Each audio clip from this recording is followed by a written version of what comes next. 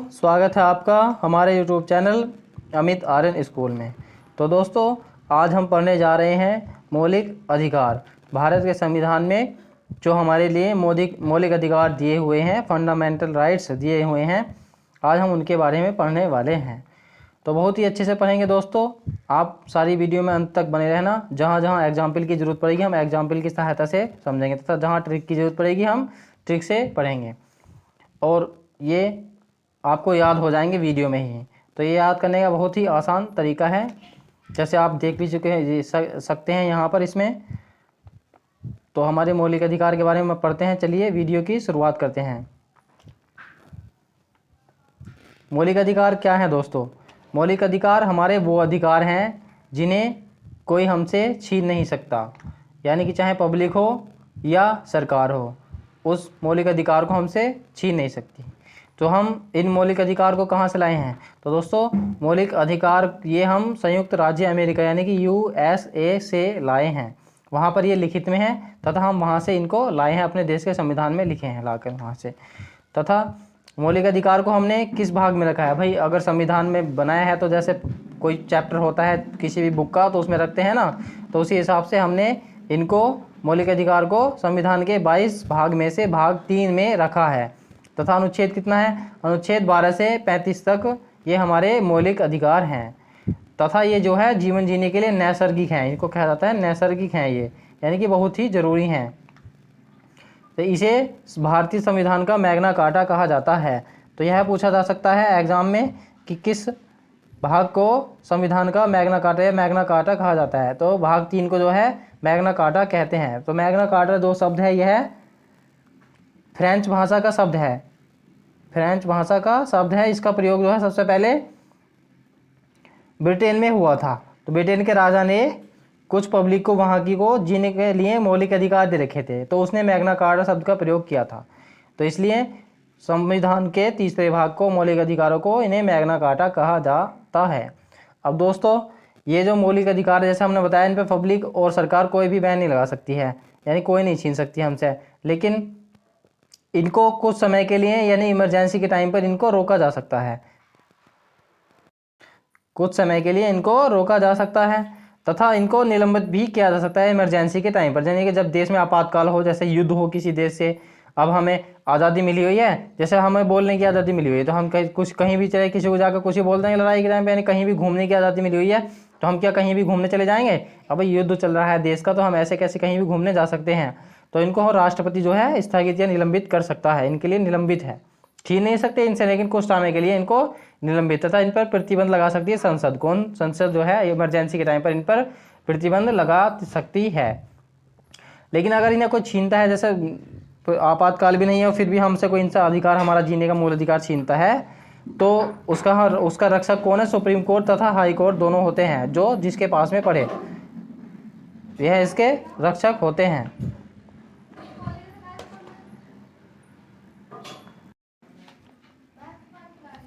तो मौलिक अधिकार, जैसे इसमें संपत्ति का अधिकार था पहले, संपत्ति का अधिकार जो है अब मौलिक अधिकार नहीं है, इसको सरकार ने हमसे छीन लिया, इसको संपत्ति के अधिकार को कानूनी अधिकार बना दिया। अब 44वें संविधान संशोधन 1978 के द्वारा संपत्ति के अधिकार को मौलिक अधिकार से हटाकर 300 के कै में रख दिया गया। पहले कहाँ था? 31 नंबर में था, इसको हटाकर 300 के कै में रखकर जो है कानूनी अधिकार बना दिया।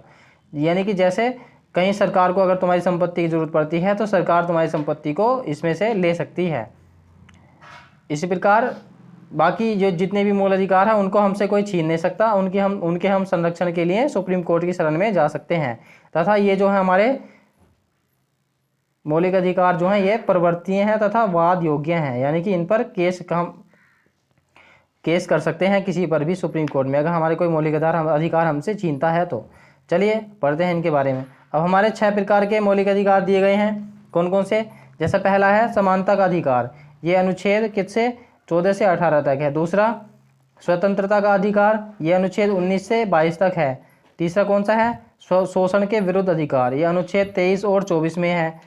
और चौथा हमारा धार्मिक स्वतंत्रता का अधिकार, ये अनुच्छेद किस में है? 25 से 28 तक है। पांचवा कौन सा है? संस्कृति और शिक्षा संबंधी अधिकार, ये अनुच्छेद 29 और 30 में लिखा गया है। और एक लास्ट है छठा, संवैधानिक उपचारों का अधिकार। ये अनुच्छेद 32 में है। ये इसलिए है कि यानी कि इन सब अधिकारों को हमारे को छीनता है तो हम 32 नंबर के संविधान मूल अधिकार को लेकर हम सुप्रीम कोर्ट के शरण में जा सकते हैं। इस 32 नंबर को डॉक्टर भीमराव अम्बेडकर ने संविधान की आत्मा कहा गया है। यानी कि अगर कोई हमसे हमारे मूल अधिकार छीनता है तो हम सुप्रीम कोर्ट की शरण में जा सकते हैं। अब हमको याद करने की ट्रिक क्या है? ई से पहला है समानता का अधिकार, इक्वलिटी, तो इक्वलिटी का ई और फ्रीडम। दूसरा है स्वतंत्रता का अधिकार, तो स्वतंत्रता क्या होती है? फ्रीडम, फ्रीडम का एफ, तो ई एफ। तीसरा है एक्सप्लोटेशन, जो है शोषण के विरुद्ध अधिकार, तो ये फिर ई एक्सप्लोटेशन का ई ले लिया हमने। और आर रिलीजन, यानी कि धार्मिक स्वतंत्रता का अधिकार, तो इसमें रिलीजन कहते हैं धार्मिक धर्म को, तो इसका हमने क्या ले लिया? आर ले लिया। उसके बाद है संस्कृति और शिक्षा संबंधी अधिकार, तो संस्कृति शिक्षा किससे होती है? एजुकेशनल होती है, तो उसका भी क्या ले लिया हमने? ई ले लिया। उसके बाद कॉन्स्टिट्यूशनल रेमिडीज, तो इसका भी हमने क्या ले लिया? आर ले लिया। तो इसकी ट्रिक है हमारी E F E R E R. बाकी तो दोस्तों आप याद कर सकते हैं, इनको बार बार पढ़ेंगे तो, लेकिन इसकी एक छोटी सी ट्रिक है जो पहली बार बच्चे पढ़ना स्टार्ट करते हैं शुरुआत में, तो उनके लिए एक छोटी सी ट्रिक है ई एफ ई आर। इससे आपको याद रखने में आसानी होगी थोड़ी सी। चलिए हम पढ़ना स्टार्ट करते हैं। हमने बताया था मूल अधिकार हमारे 12 से 35 तक हैं, तो आज हम 2 अधिकार पढ़ेंगे। चलिए अनुच्छेद 12 में क्या दिया गया है? अनुच्छेद 12 में जो है परिभाषा दी गई है किस किस की? स्टेट की। अब स्टेट क्या होते हैं? स्टेट जैसे कोई कंपनी हो सकती है, सेंट्रल गवर्नमेंट हो सकती है, स्टेट गवर्नमेंट हो सकती है, लोकल गवर्नमेंट जैसे कोई बिजली विभाग हो सकता है, वह अपने कुछ कानून बना सकता है। बाकी तो भाई अगर सरकार तो छीन नहीं सकती, लेकिन ये भी कुछ अपने कानून बना सकते हैं। बिजली बोर्ड है, जैसे कोई ओएनजीसी कोई संस्था है, तो ये भी कुछ अपने कानून बना सकते हैं। तो इनको जो है अथॉरिटी दी गई है सरकार के द्वारा, ताकि समाज में समानता बनी रहे। अब कोई जैसे किसी का बिजली का बिल गड़बड़ होगी तो उसका सुधार करने क्या सरकार थोड़ी आएगी? केंद्र सरकार थोड़ी आएगी? तो उसका तो कोई कंपनी करेगी, कौन सी? बिजली विभाग की कंपनी ही उसको प्रॉब्लम को सोल्व कर सकती है। तो इस प्रकार अनुच्छेद 12 में क्या दी गई है? परिभाषा दी गई है कौन कौन से स्टेट, किसे हम स्टेट कह सकते हैं। अब अनुच्छेद 13 में क्या दिया गया है? अल्पीकरण। अल्पीकरण कहते हैं कम करने को, यानी कि तुम्हारे संविधान के जो मूल अधिकार हैं उनको कोई छीन नहीं सकता, लेकिन उनको जो है कम किया जा सकता है, किसी भी दशा में उसको कम किया जा सकता है तुम्हारे मूल अधिकार को। यानी कि कंडीशन रखी जा सकती है उसमें, जैसे इमरजेंसी लग रही है देश में, तो तुमसे बोलेंगे वहाँ पर मत जाओ। अब तुम्हें कोई देखो, अब तुम्हें जो है बोलने की स्वतंत्रता है, तो क्या तुम किसी को गाली थोड़ी दे दोगे? तो जो है इसके स्वतंत्रता को ऐसे उस तरह से छीने जा सकता है।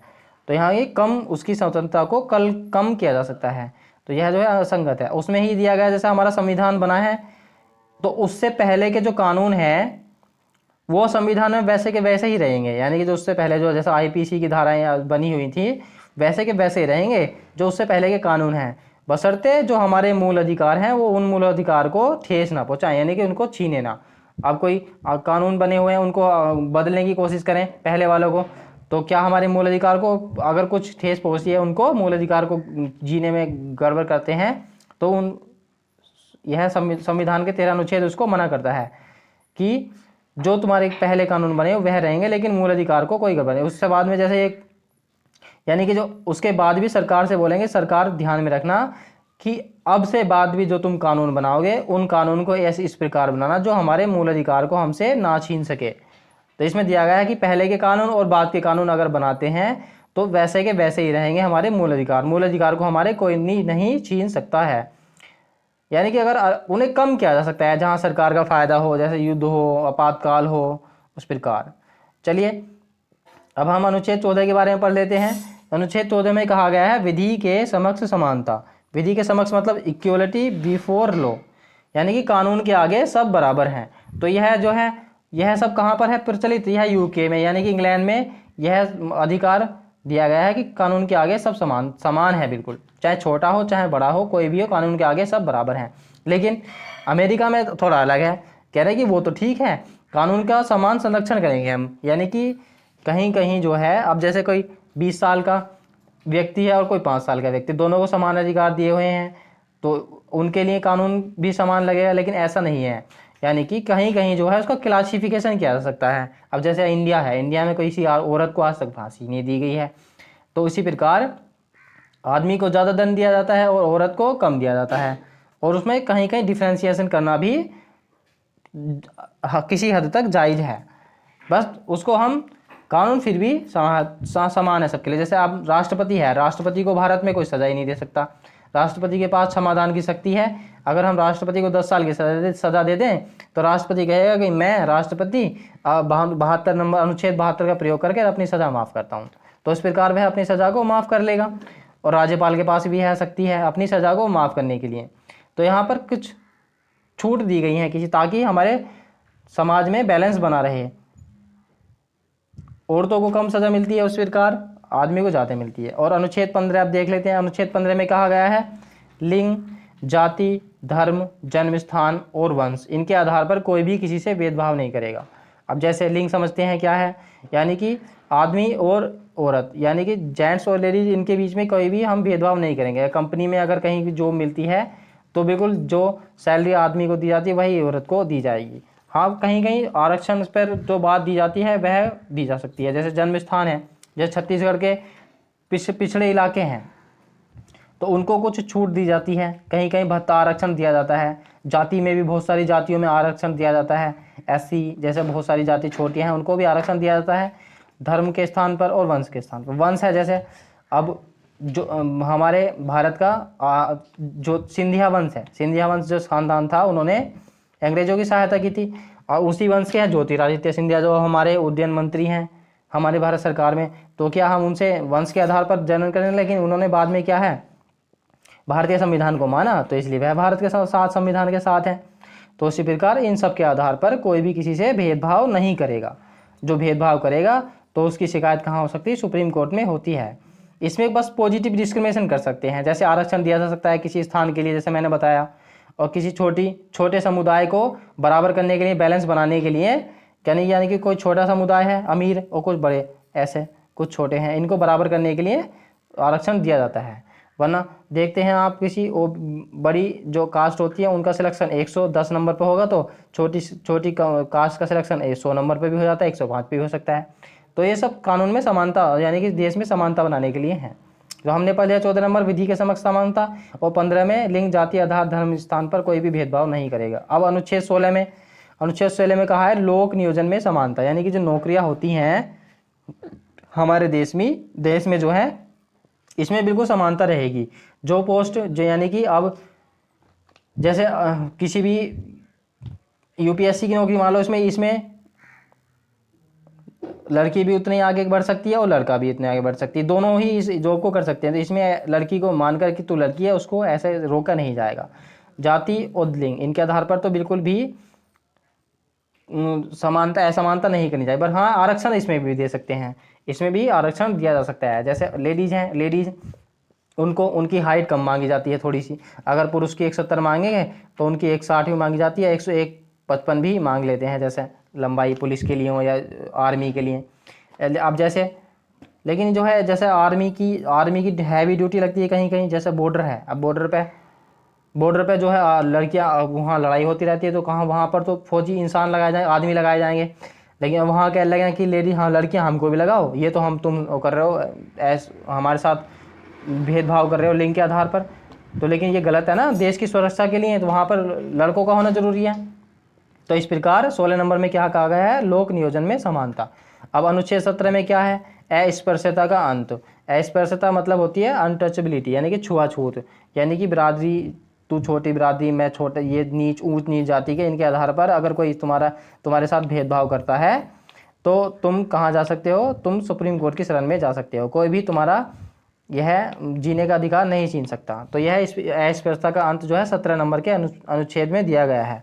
तो 6 से 17 भी और अस्पृश्यता यह समझ सकते हैं हम, इसको ठीक से याद कर सकते हैं।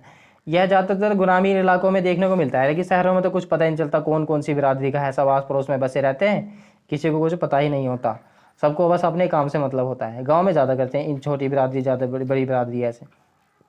अब अनुच्छेद 18 बहुत ही इंपॉर्टेंट है। इसमें जो है उपाधियों का अंत दिया गया है, एबोलाइशन ऑफ टाइटल्स, यानी कि जो हमें उपाधियाँ मिलती थी और उनको अंत कर दिया। जैसे हमारी सर, महाराज थे कोई, और किसी किसी को नाइटहुड की उपाधि, और किसी कोई विदेशी है वह अपनी उपाधि लगाता था, तो वह अब अपने इस नाम के आगे नहीं लगा सकते। जैसे रविंद्रनाथ टैगोर को नाइटहुड की उपाधि दी हुई थी, वह अपने नाम के आगे लगा सकते थे, लेकिन अब ऐसा कुछ नहीं है।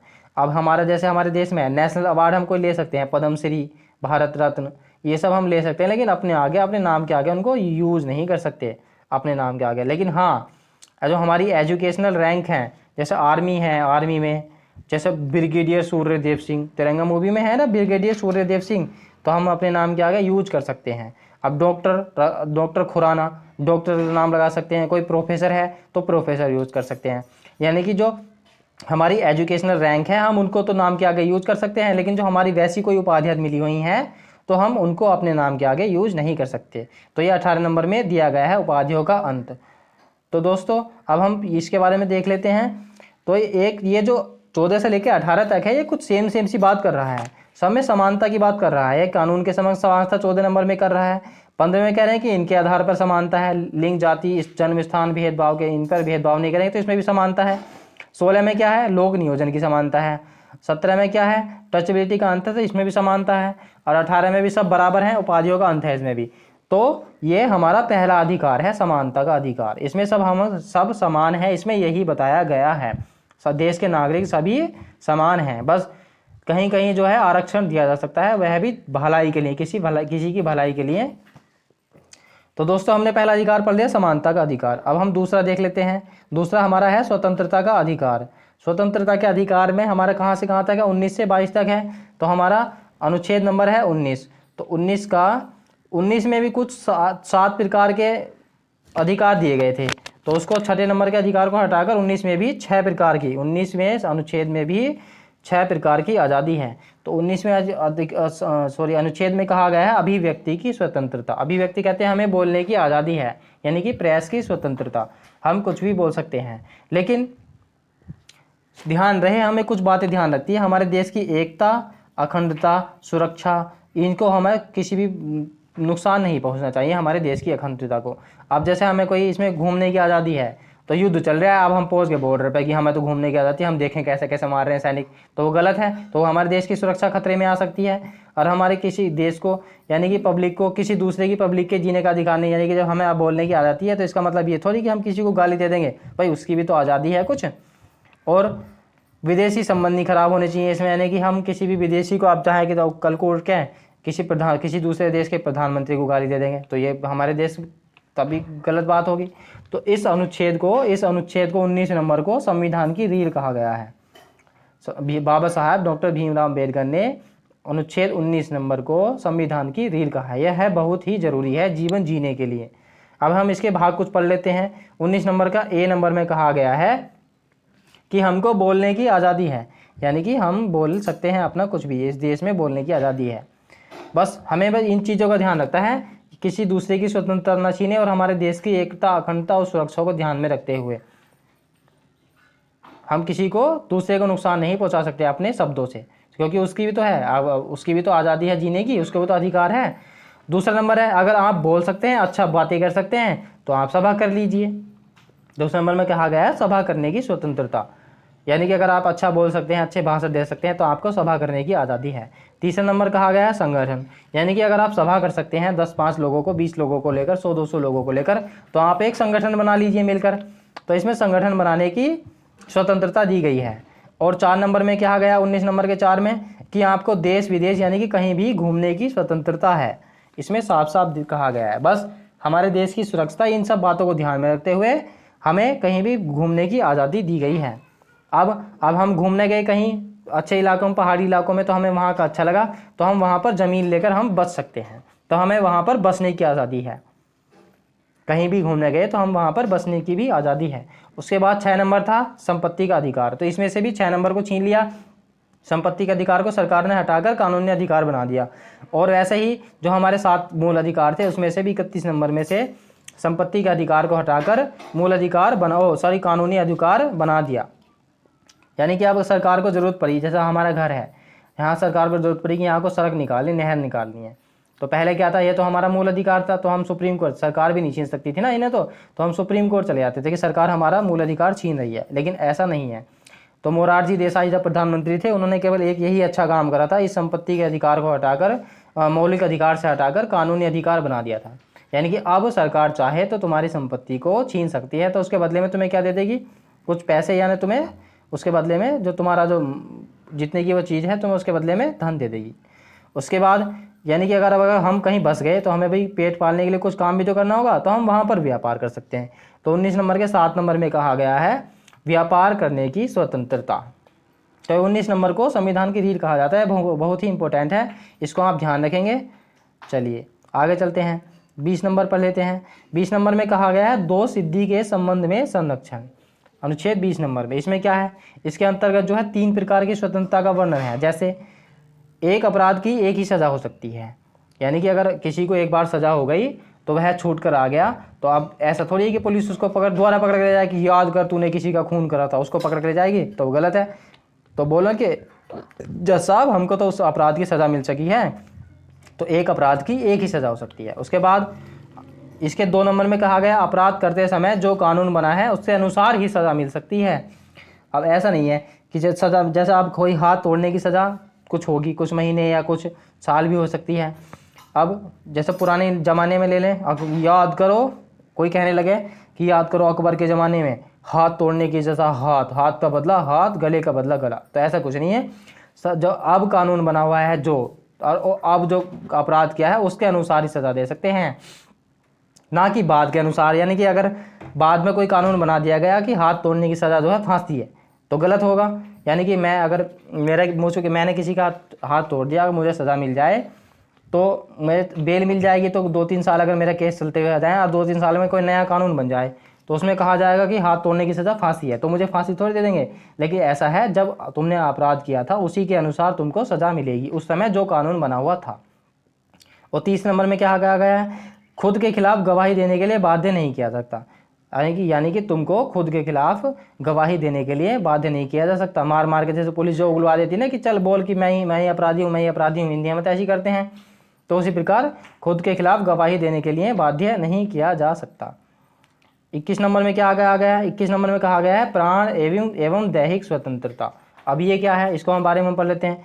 इसके अंतर्गत सभी को कानूनी सीमाओं के अंतर्गत जीवन जीने का अधिकार है, यानी कि कानून की सीमा में रहो और अपना आराम से कोई भी तुम्हें कुछ नहीं कह सकता, किसी से भी जीवन जीने का अधिकार छीना नहीं जा सकता। यानी कि तुम खुद की भी जान नहीं ले सकते, यानी कि अगर तुम सुसाइड करते हुए या तुम मर गए तो फिर तुम्हें कोई बात ही नहीं है, अगर पकड़े गए तो तुम्हें पुलिस पकड़ के ले जाएगी। यानी कि तुम खुद का भी जीवन छीन नहीं सकते, अपना अंदर सुसाइड भी आप नहीं कर सकते अपनी मर्जी से। यह इसमें कहा गया है 21 नंबर के अनुच्छेद में। उसके बाद है 21 का ए और जोड़ा गया बाद में, यह है शिक्षा का अधिकार। यह बहुत पूछा जाता है एग्जाम में, बहुत ही इंपॉर्टेंट है, कई बार पूछा गया कई प्रकार के एग्जाम में। इसको जो है 86वें संविधान संशोधन 2002 के अंतर्गत 6 से 14 वर्ष के बच्चों के लिए निःशुल्क शिक्षा का प्रावधान जोड़ा गया है। तो यह शिक्षा का अधिकार है, यानी कि 6 से 14 वर्ष के बच्चों के लिए निःशुल्क शिक्षा जो है सरकार प्रदान कराएगी। यह अनुच्छेद 21 के ए में जोड़ा गया बाद में, यह पहले नहीं था, तो यह संविधान संशोधन करके बाद में जोड़ा गया। उसके बाद प्राण एवं दैहिक स्वतंत्रता जो है इसके बारे में देख लेते हैं। यानी कि किसी को अगर एकांतवास चाहे, कहीं पहाड़ों पर जाकर रहना चाहे, विदेश यात्रा करना चाहे, तो उसकी हम छीन नहीं सकते, और वह निजता का अधिकार भी इसी को कहा जाता है। इसमें हम आत्महत्या भी नहीं कर सकते हैं, और पर्यावरण का तो हमें ध्यान रखना होता ही है। तथा अब लास्ट और बचा है अनुच्छेद 22। आज का हमारा इतना ही वीडियो हम रोकेंगे, बाकी का मूल अधिकार हम अगली वीडियो में पढ़ेंगे। इसमें जो है गिरफ्तारी से संरक्षण 22 नंबर के अनुच्छेद में कहा गया है गिरफ्तारी से संरक्षण। इसमें हम दो तरह से करके पढ़ेंगे। जैसे अपराध के बाद, अपराध के हिरासत में लेने का कारण बताना होगा। पुलिस अगर हमसे पकड़ने आती है तो हम पूछेंगे कि हमारा दोष क्या है, वह तुमको बताएगी। उसके बाद दूसरे नंबर में कहा गया है कि 24 घंटे के अंदर जो है तुम्हें उसमें दंड अधिकारी के समक्ष पेश करना पड़ेगा, यानी कि कोर्ट में पेश करना पड़ेगा। 24 घंटे से ज़्यादा पुलिस तुम्हें थाने में नहीं रख सकती। तीसरा नंबर है अपने पसंद के वकील से सलाह लेने का अधिकार है, यानी कि हम कहेंगे कि हमें अपना वकील करना है तो पुलिस तुम्हें उसके लिए मना नहीं करेगी। और अपराध के पहले इसमें निवारक जो है निरोधक कानून के अंतर्गत किसी व्यक्ति को अपराध करने के पहले भी गिरफ्तार किया जा सकता है। यह पहले था कानून, वारंट दिखाने की कोई ज़रूरत नहीं है। यह 2 प्रकार के हैं, यानी कि एक तो इसमें धंधा, यानी कि अपराध के बाद जो है उसमें पूछेगी तुम्हें पुलिस, तो हम पूछ सकते हैं, पकड़ के ले जाएगी तो। लेकिन इसमें ऐसा नहीं है, इसमें तुम्हें पकड़ सकती है शक के आधार पर भी। वारंट दिखाने की जरूरत नहीं है। ऐसे व्यक्ति को बिना दंडाधिकारी के समक्ष 3 महीने तक जेल में रखा जा सकता है।